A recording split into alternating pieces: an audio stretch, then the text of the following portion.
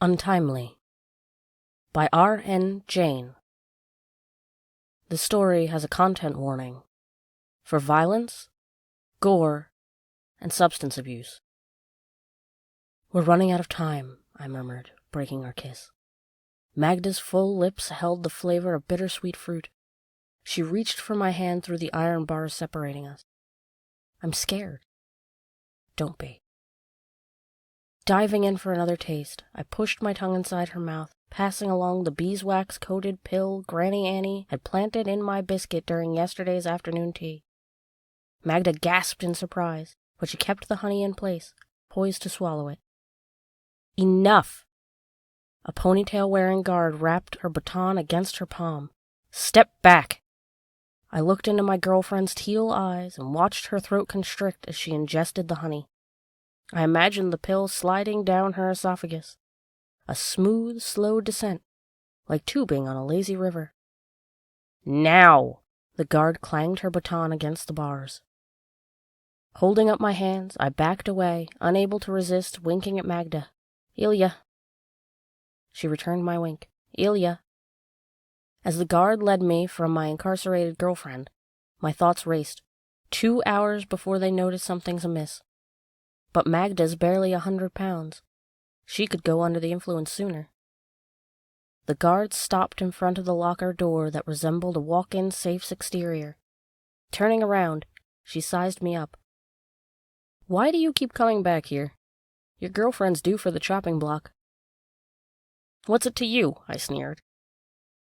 "Got a better offer for you," leering, she added. "All access pass." "Oh, so it was like that." She nudged my upper thigh with the tip of her baton. "Offer expires at midnight." "No, it doesn't." I skirted around her and pushed my forehead into the scanner. After a brief pause, the door creaked open. Oof! I sucked in a curse as I ran smacked into Godfrey. "What the hell, Jace?" The officer glared at me, rubbing the place where my shoulder had collided with his late-night takeout paunch. "You act like you ain't got but one eye." "Sorry." I gave him my best impression of a sheepish grin. My mind was on my stomach. "Little early for chow." "I like to eat before 5. I made a beeline for the exit, calling over my shoulder. "Keeps me lean." Per usual, there were 2 cars waiting for me outside. One was rigged, and the other was clean. Moseying out of the prison with a faux casual air, I glanced at my timepiece. 3:46 p.m. 10-ish minutes had elapsed since I'd passed Magda the pill. If the guards suspected foul play, they'd soon sound the alarm. Wiping sweaty palms on my jeans, I squinted through the sun's glare and descended the stone steps leading to the car-studded front parking lot. A bottle green Jaguar and a Sharpie red Civic, each marked with digital signs reading "Jason Teller, idle driverless beyond the Moorhead Penitentiary's electrified fence." Time to choose which vehicle would safely bear me home. "Jason!" I cupped my hands over my eyes. "Jesse!" My curly-haired cab driver approached the fence with his trademark stiff gait. "The lady or the tiger?" I rolled my eyes. "SSDD. Don't you get tired of repeating yourself?" Interpreting his facial expression was a waste of effort. Cyborgs were famous for their poker faces. "I do not tire," Jesse said. "Of course you don't." Sighing, I said. "I need a moment to make my final decision." I faked a cough. "1 sec. The water fountain's calling." "You have activated your 2-minute grace period," he intoned. "Your decision will be made for you if you do not announce your choice within that time frame." Shooting him a thumbs up, I scurried over to the water fountain near Moorshead gated exit and pulled out my dumb phone. A relic Granny had managed to squirrel away before the regime's coup d'etat.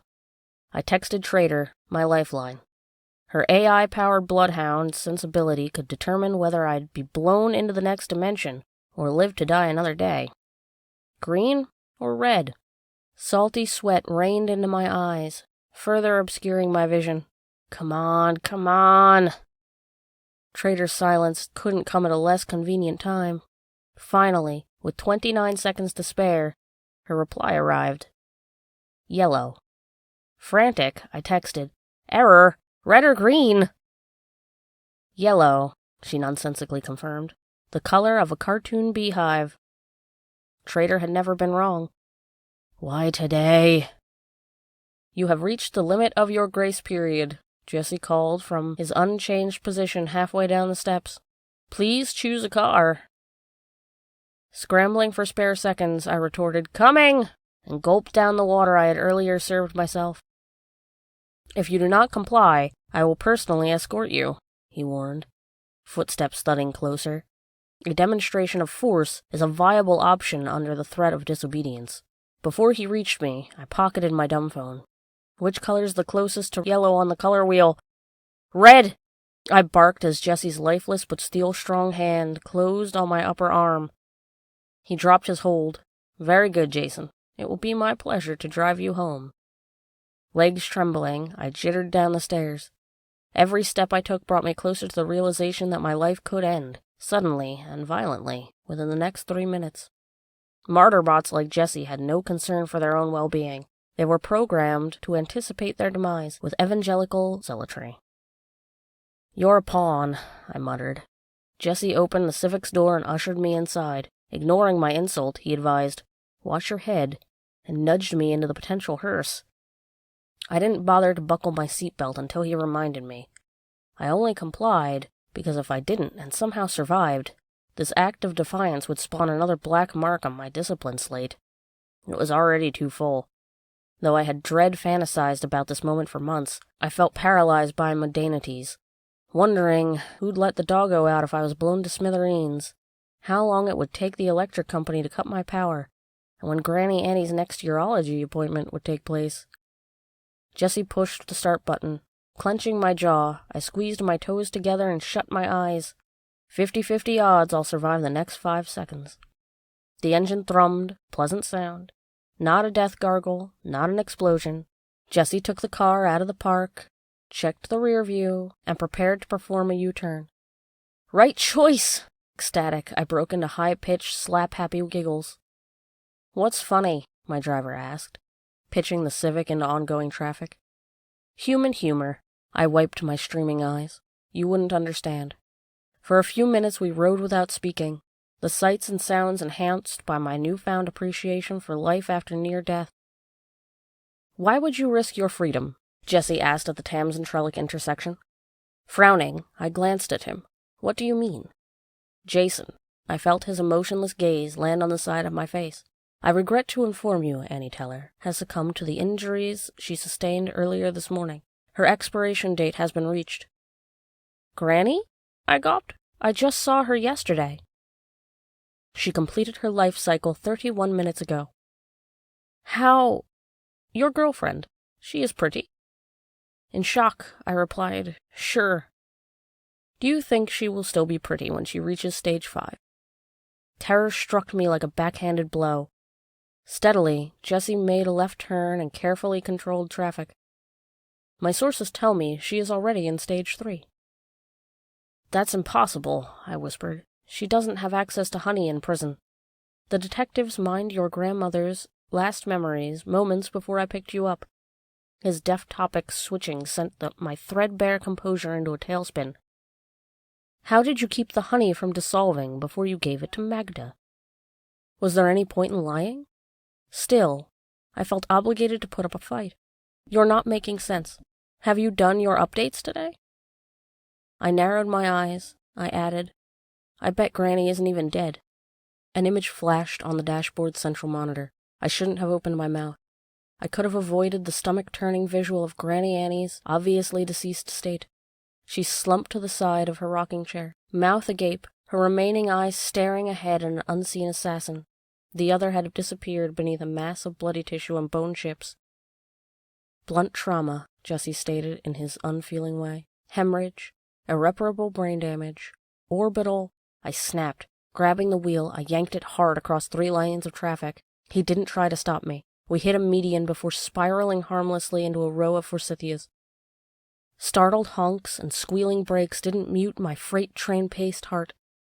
Releasing the wheel, I grabbed Jesse's shoulder. "Who murdered my granny?" "You did." A memory of Granny came to mind. "You'll be the death of me, child. Don't ask for a taste." "But Granny," my 9-year-old self whined, "honey is so tempting." "You know what it can do?" She crouched next to me. Her flinty eyes were unblinking behind her bifocals. "It can kill you." I dropped my gaze. I still want to try it. "Jason," she snapped, "you don't know what you're asking for." Stubbornly, I kicked the floor. "I'll keep asking until you let me have some." "Is that so?" Granny's tone was icy. "Maybe I should give you some. You're marked as it is. We all are. It's just a matter of time," she beckoned. "This way, child. We don't want eyes on us while we break the law. Remember what happens to disobedient boys. They get punished." I licked my lips, imagining honey's fabled taste, the stuff of playground legends. "If you taste it, you'll taste God," Charlie, a 5th grader, said. "God tastes like Golden Grams." Granny held out a spoonful of the amber liquid. "Open wide." I hesitated, suddenly fearful. What will it do to me? "You'll change," she gazed at the flaky peony pattern wallpaper. "You'll fly." A smirk spread across her lined cheeks. "Until it wears off, you'll be a bee. But if you take too much, you won't change back. You'll die." Adrenalized, I widened my eyes. Awesome. I'll never forget the first taste. Crystallized sugar spit on my tongue. It sang to me. I hummed, I buzzed, blissfully lost in clover and poppy and wildflowers, at one with the natural world. The horror of transformation was dimmed by the wonder of novel experience. I started flying after that first drop. A decade later, I was an addict. I started losing time, not knowing how long it had been since I was up or down. Granny Annie took care of me for a while, but she told me I was on my own after I pawned her PC to score honey from her, competitively priced, rifle. I wasn't mad at her, but I needed my fix. I needed my girl, too. Magda was a honey virgin, the ideal foil. No chance of us spiraling down the rabbit hole together. She kept me clean, kept me sane, until she was arrested for attempted robbery. At least, that's what the cops pinned on her. They'd been after Magda since the first night she slept over at my apartment. A beautiful regime-raised choir girl turned rogue supplier. It was too good a story to resist, given the regime's loathing of women and her fallen idol status. Magda made the perfect patsy. I vowed to get her out. But neither Granny's connections nor my charming personality made for game-changing tokens. Magda's jury was rigged. They only took 2 hours to deliberate, doled out the death penalty with glee. Her execution date was set for a year after her sentencing. Desperate, I concocted a plan to bomb Moorhead so that Magda would have the chance to escape. But the cyber mole implanted in my phone tapped into my intentions before I could enact them, and wham! The regiments hit me with the lady or the tiger. I couldn't be formally charged since Granny was an important person. Instead, the good old boys went under the radar. Granny found out that my dead man walking status through the PI she bought, then hooked me up with Trader, my savior bot, and the rest is history. I didn't have the heart to tell Magda there isn't an antidote. Not for her, at least. Not with the dosage I'd given her today. But the sooner she reaches her expiration date, the sooner I'll be free of the regime's attempts on my life. Unless they figured out my plan ahead of time. Unless they know about Trader. No! Snapping out of my gaze. I cringed at my contorted expression reflected in Jessie's unblinking stare. I couldn't have killed Granny. I slapped my chest in frustration. It's impossible. An excess of honey consumption can lead to psychosis, Jessie said. BS, glancing in the rearview mirror. I yelped when I saw what must have been my grandmother's murder weapon stretched across the back seat like an indolent sunbather. It still bore bloody hair clots and pale, clumpy ooze. I goggled. You didn't even try to hide it. You didn't even try to look, my driver retorted. Ding, Jessie, an intrusive voice blasted through the speakers. Complete your mission. Jessie depressed the ignition button. Copy. Understanding flooded my senses. Without hesitation, I flung open the passenger door and threw myself onto the street.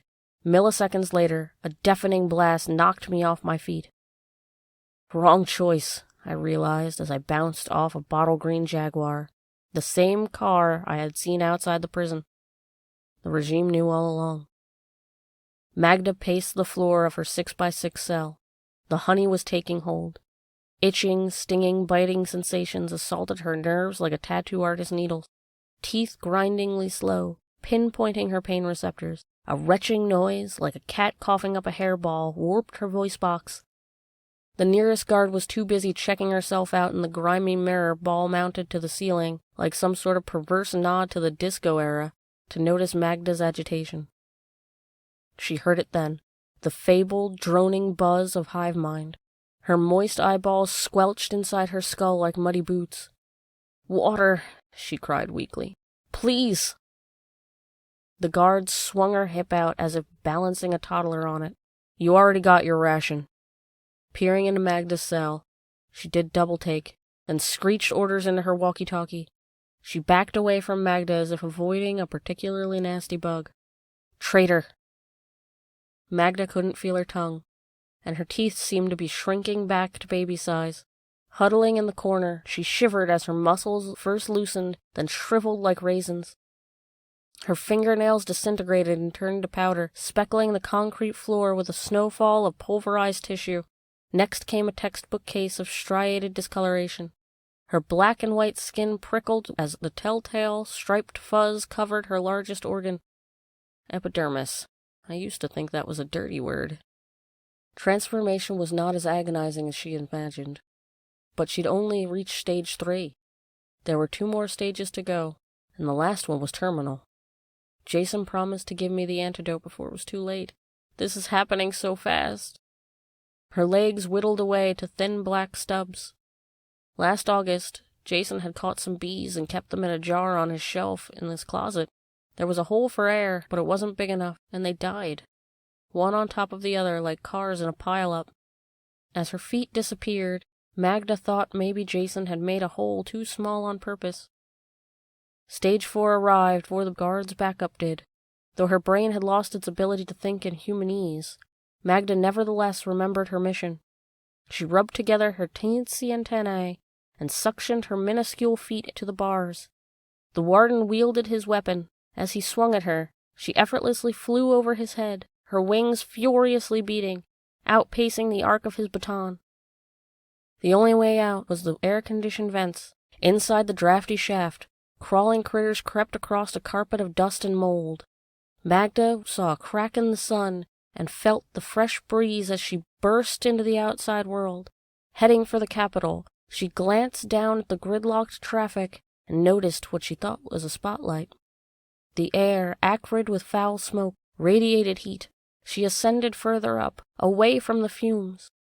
Though the honey rendered her incapable of fear, her pulse fluttered faster as she surveilled the scene below.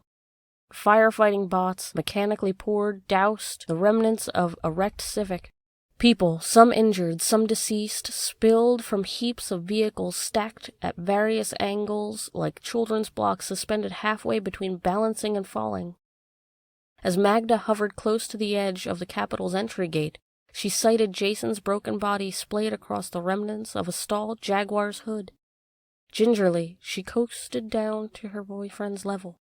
His one good eye, the one the fire hadn't taken, lolled toward her, and she saw recognition on his half-shattered face. "Antidote," the hive mind droned. "Take it." Struggling to see, I rolled and slithered, hollering as the burning hair from my exposed legs melded with my singed body. I attempted to slide off the Jaguar's hood, but my skin had welded to it. Flesh came off in big strips, like peelable beef jerky. A noise I've only heard in my nightmares freed itself from my throat. Something fitted past my nose. A bug, no, a bee. Magda! I could leave this earth and take her with me, or I could take one last hit. Clumsily, I swatted the air and hit Magda's altered body. She fell onto my lap, stunned. Muscles straining from the effort of lifting my hand, I opened my mouth and dropped her on my tongue. She stung me, shuddered still. Fading to black, I tasted Magda's kiss, and entered stage 5.